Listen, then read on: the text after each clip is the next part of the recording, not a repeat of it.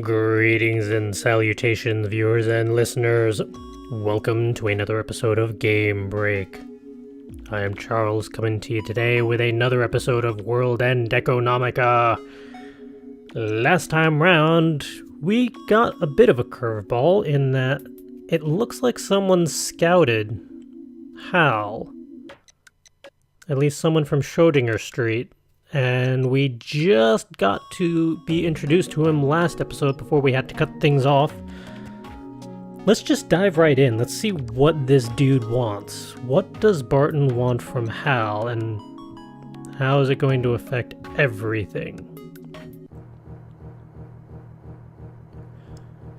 Well, take a seat, is what I'd like to say, but,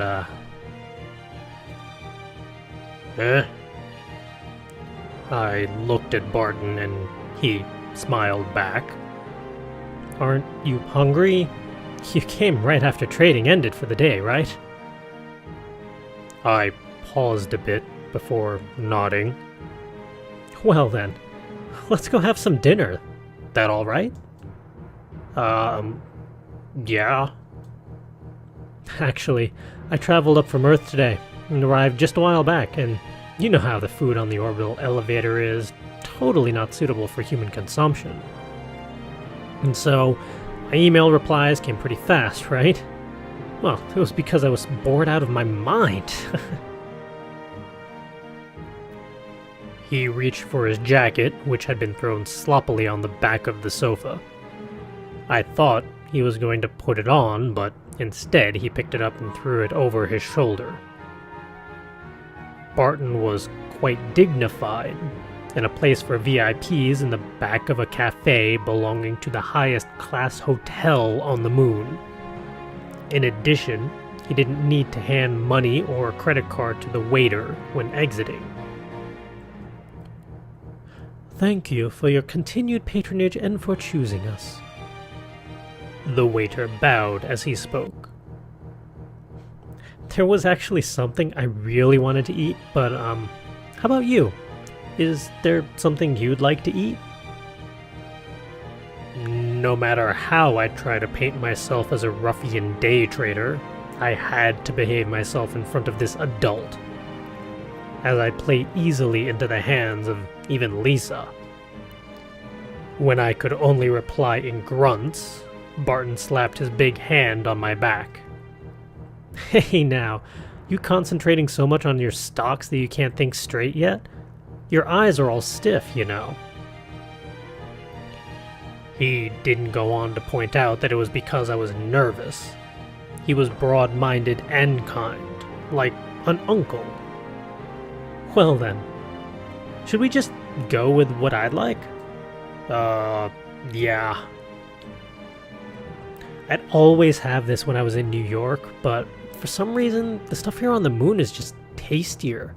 Maybe it's like alloys, where the low gravity helps everything mix together? I see. I had no clue what he was talking about. Barton exited through the center of the front foyer. The doorman noticed immediately and signaled towards where all the black limousines were parked. Even if Barton took big strides, the limousine would arrive by the time he made it to the roundabout. Barton drew his chin down in satisfaction, handed the young doorman a 100-mule bill, and patted him on the shoulder with his big hands. First time in a car? He said to me when I hesitated, even though the car door was open. Sullen, I got in swiftly. The car seat felt like it was about to swallow me up, and in front of me were a delicate wine glass and a small bottle of wine. There was even a car phone on the armrest. While I was dazed by the insides of the limousine, Barton shoved himself in through the opposite side, and the door closed elegantly. To the Marie Biel, please. Understood. The driver nodded at Barton's single utterance. Shall I depart? If you please. Understood. The car started to advance slowly. At the same time, a black partition separating the driver and the rear passenger seat started to go up. Once the partition fully reached the ceiling, Barton relaxed down into the black leather seat. This was a habit of mine from when I had my own personal chauffeur. Huh? There was this time I got eavesdropped on and information had leaked out. I thought I had given the guy not a bad pay, but in either case, let's just say that he received a pretty nice pension. Through the tinted windows, I saw the lights outside flow by, as if mystically caressing Barton's face. He turned to me and laughed at me boldly. A cutthroat financial district filled with desire. I couldn't even chime in. Man, I sure was surprised at how young you were. He spoke with oddly precise timing so as to prevent the situation from settling into silence. You didn't know? Yeah, no personal information appears anywhere in the data provided by the investment contest. The only thing that'd show up was your handle name for the contest, Hal. I totally thought you got the name from some satellite system, but apparently you got it from your real name. The name of your investment fund, the Britannica, is that where you're from? I somehow managed to direct it back to him. Oh, no. I just like history. I especially like the Victorian era. The Britannica comes from Pax Britannica. Doesn't it sound like something that could definitely collect riches? I think it sounds really cool. Yep. Sounding cool is the most important. The day you name a fund the Siberia Fund would be the day your investment performance froze solid. Exchanging body gestures, Barton talked in high spirits. The car gradually made its way through the many bustling streets of Newton City. The pedestrians were all well-dressed, but I wondered how well-dressed they seemed to someone who'd ride around casually in a limousine like this. Man, you really are young. How old are you? 16. I see. I'm 52. I see.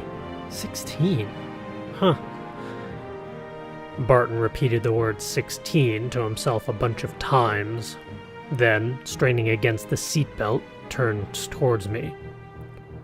When I was your age, I had glasses that were as thick as the bottoms of milk bottles, and I'd do silly things like deliver milk. Of course, I invested all my earnings, but I see. I guess one doesn't like to age. Barton murmured to himself, eyes shut. I realized it was kind of hard for me to respond when he suddenly shot his eyes open. I saw your investment data. Marvelous stuff. Huh? Thanks? Oh, don't be so shy. Amongst the stated 50,000 investors, you're around 3rd or 4th, right? That's a great achievement. But I'm still far off from 1st. Yeah, that is true. But it's not really something you should be worried over. Mister Troche, right? He's from Earth, got an MBA from Harvard, and it's been unofficially decided that he'd be starting at Platina Smith. He's been called a once-in-a-decade genius over there. Don't worry about it if you can't beat him right now. When Barton said that, I was a bit surprised. How did he find all that out? The financial world is a small world. Information about those who strut the tried and true path naturally get around. Usually, those guys have all been lured away by the big players dangling lucrative compensations in front of them. How much do you think Platina Smith would pay for an MBA brat in his mid-20s? I ended up quoting a high compensation that I had heard somewhere. 300,000 mules, perhaps. Close. Salary of 200,000 mules. Even I thought it was probably a bit high, and Barton corrected me. Plus, the bonus is probably at least 200,000 mules. If he does well, that'd go up. Beyond that, he also gets 5 free rides on the orbital elevator in first class. Riding first class on the orbital elevator? It's so ridiculous that I'd never do it out of pocket. How much do you think a one-way ride costs? I couldn't even imagine. I shook my head and Barton chuckled. One person, one way, 500,000 mules. You could build a house for that much. 100,000. And 5 rides would total 2.5 million mules. It's really easy to lure people from Earth using privileges on the orbital elevator. Besides, they'd surely all get annoyed of it and stop riding. Barton laughed satirically and continued. Thus, nameless rookies get called on by us minor guys. Sorry for not being staff from the personal department of Platina Smith or E.J. Rokeberg. There was no way I'd be complaining about this. I shook my head hurriedly from side to side, and Barton broke out in laughter, leaning back. Well, it's not so bad being with one of the little guys. If you got promoted with Platina Smith, you'd find yourself mired in all sorts of internal politics. I really can't recommend them to any guys aiming to do a lifetime of trading. Oh, really? Yeah, once you survive 5 years on Schrodinger Street, you'd earn all the money you'd ever need to live on. Beyond that, you'd really have to consider what you want out of life to pick the next step. If it's power or fame, you'd aim to be a partner of a major investment bank. Those junkies who'd get all engrossed in making money wouldn't join in any organization. Like me, or perhaps... Barton narrowed his eyes until his eyelids paralleled the horizon at dawn. Like you. There's no harm in calling out to people with promising futures. Didn't I say I saw your investment data? The way you gambled in the early stages was especially great. It was when I couldn't depend on Hagana's program at all, and I had to use my gut instincts. Indeed, it appears that I was the first to contact you. The reason were those trades. Huh? Organizations hate people who'd bet everything on a single stock. Even the small-tier funds would have second doubts. Those who take big moves win big, but they also lose big. Furthermore, they also have big attitudes. Barton opened his mouth wide and laughed devilishly. Many people think playing with fire like that was a privilege of the boss. They're all bratty hotshots who got big just like that. As for me, I love doing foolish things with those reckless guys. And they like me for that. The lights outside brushed past his face, and Barton shot me a glance with narrowed eyes. I thought to myself whether this feeling was what girls felt when they've been successfully hit on. Well, we can continue this while we're here. The car made a gentle curve and stopped in front of a restaurant. The doorman opened the door promptly, and Barton got out first. After a few words, the doorman nodded politely and sent a small message via transmitter on his sleeve. As expected, Barton didn't need to explicitly pay for the limousine. I realized what it truly meant to have a reputation. This grate has some great meats. Steak? Well, steak sure is delicious, but didn't I say I loved history? It's about what guys in suspenders eat. In the good old-fashioned districts, there's only one thing. Barton had his jacket on his shoulders as usual, and even though I wasn't really that well dressed, we were both greeted with the utmost respect when we entered the high-class restaurant. So, what are we going to have? Steak tartare.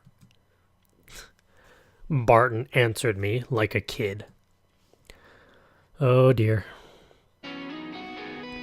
The meal was, to put it simply, delicious. There was no other way to describe it. Barton ordered without looking at the menu, effortlessly requesting one item after another. He drank a lot of vodka from shot glasses made from crystal suitable for jewelry, and laughed out loud after telling me that it was great vodka because even the pros wouldn't be able to tell the difference in taste between different types of vodka. After I had said that I've never really had any alcohol before, I was given some soda. Although the appetizer berry liqueur I had was sweet and delicious. Steak tartare is a simple dish made by mixing raw meat with various ingredients and pounding it.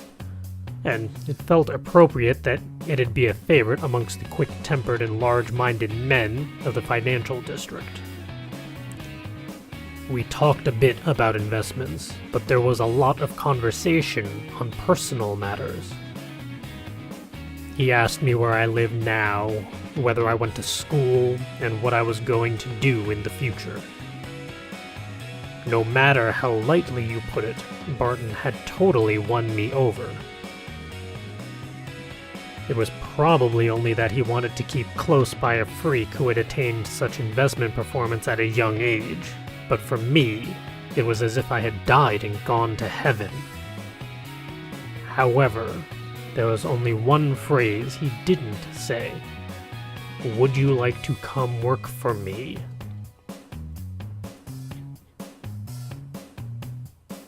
I thought that was perhaps it was because it was my first time meeting him.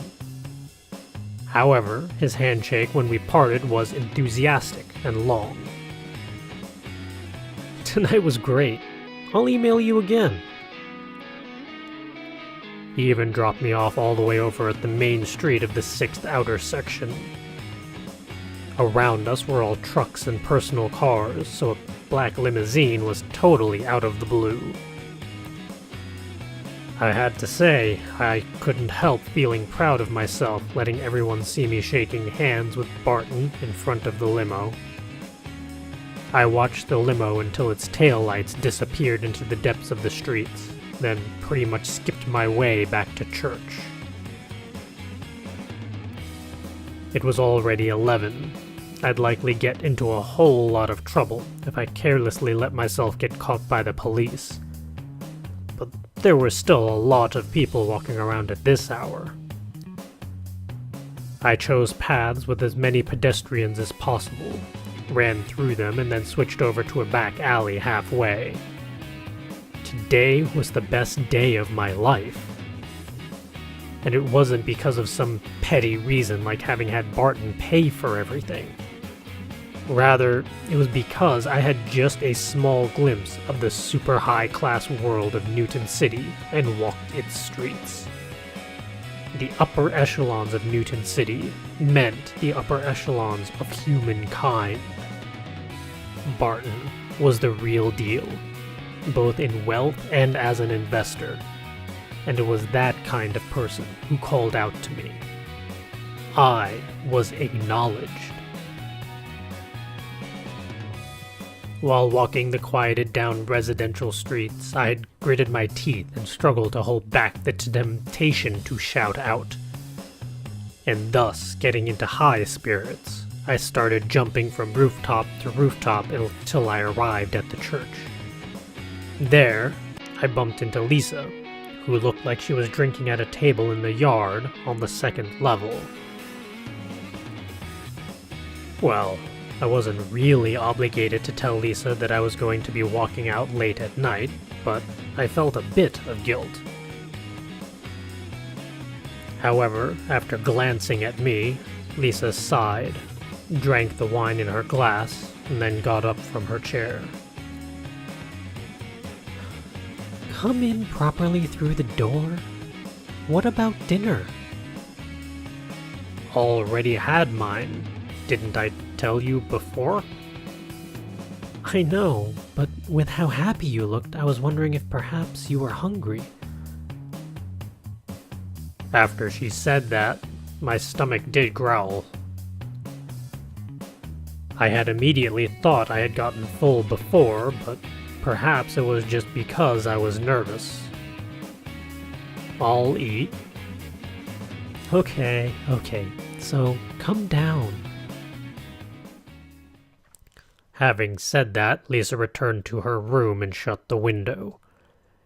I did as I was told. I went down to the first floor, entered the church, and headed towards the main residence. The lights being left on had a certain tranquility to it in the early hours of the night. Lisa came down shortly and started warming up a meal for me. Where did you go? It didn't sound like she was grilling me, so I answered honestly. Newton City. To meet a friend. I gathered the reason for the pause from Lisa's slightly teasing smile on her face when she turned around over her shoulder to look at me. Like I'd have friends? I figured you'd say something like that, Hal. Well then, a girl? Quit joking. You wouldn't even believe that. Okay, sorry. Lisa shrugged and returned to cooking. And then, when she laid out various reheated dishes on the table, I was drawn in by the smell and came to the table as well. I guess that feeling of satedness was nervousness after all. I dug into the food greedily. I have a bad habit of prying into people's personal matters, so I would have loved to ask more, but... Digging into the peel-off, I was chomping on my food and looked at Lisa wordlessly. I'm going to stop because you'd get angry. Good choice. I nodded, and Lisa poked my head lightly.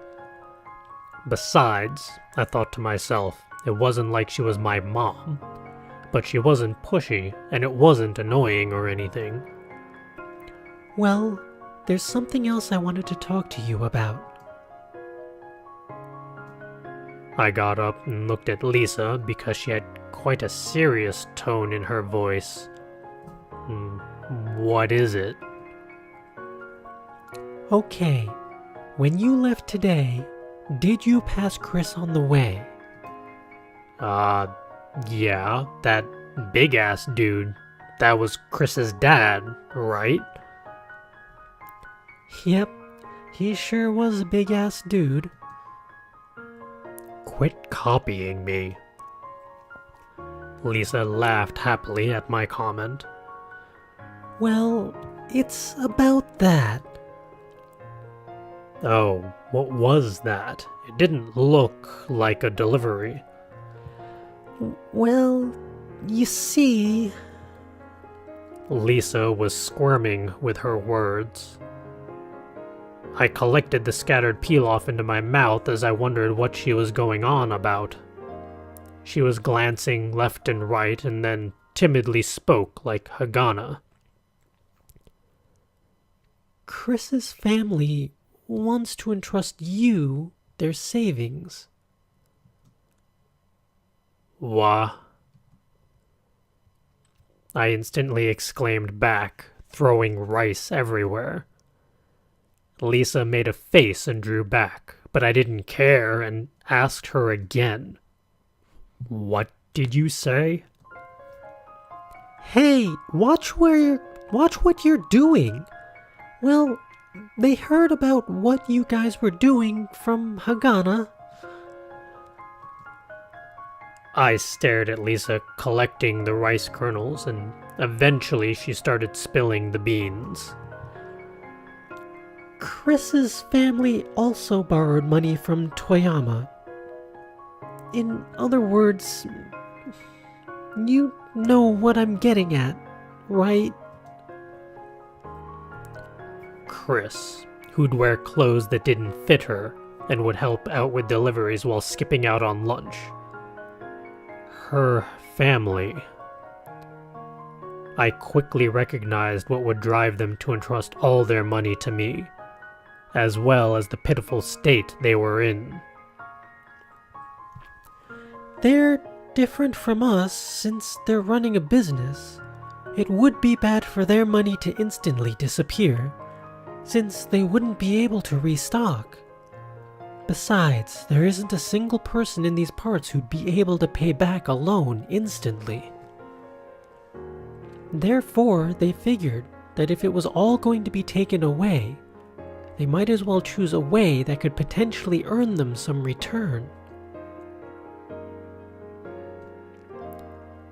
The flavor of the peel-off turned to nothingness.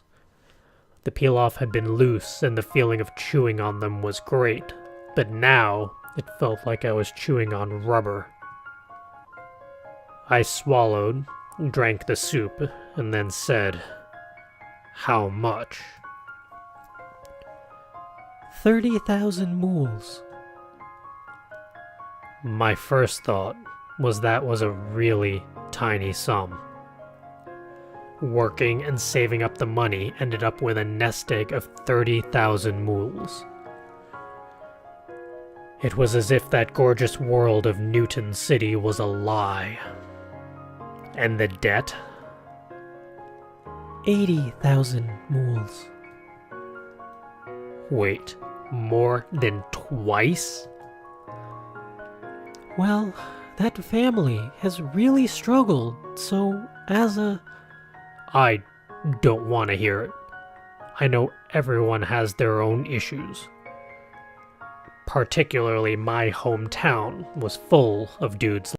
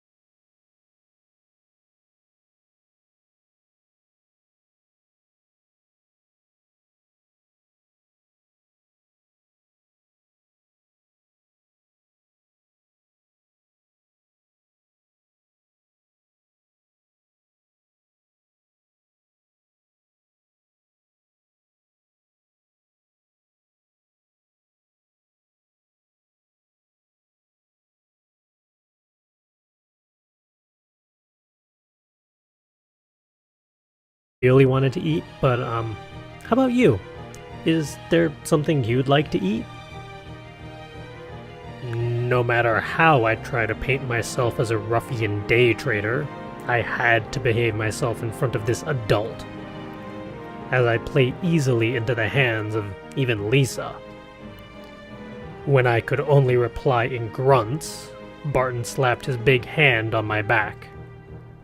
Hey now, you concentrating so much on your stocks that you can't think straight yet? Your eyes are all stiff, you know. He didn't.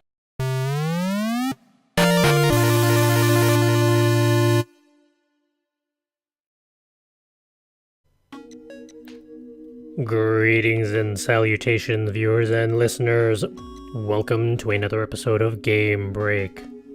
I am Charles, coming to you today with another episode of World End Economica. Last time round, we got a bit of a curveball in that it looks like someone scouted Hal. At least someone from Schrodinger Street. And we just got to... I paused a bit before nodding. Well then, let's go have some dinner. That all right? Yeah. Actually, I traveled up from Earth today and arrived just a while back, and you know how the food on the orbital elevator is totally not suitable for human consumption. And so, my email replies came pretty fast, right? Well, it was because I was bored out of my mind. He reached for his jacket, which had been thrown sloppily on the back of the sofa. I thought he was going to put it on, but instead he picked it up and threw it over his shoulder. Barton was quite dignified, in a place for VIPs in the back of a cafe belonging to the highest class hotel on the moon. In addition, he didn't need to hand money or a credit card to the waiter when exiting. Thank you for your continued patronage and for choosing us. The waiter bowed as he spoke. There was actually something I really be introduced to him last episode before we had to cut things off. Let's just dive right in. Let's see what this dude wants. What does Barton want from Hal, and how is it going to affect everything?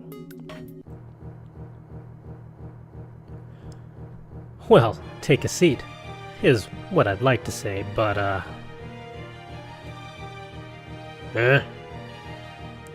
I looked at Barton and he smiled back. Aren't you hungry? You came right after trading ended for the day, right?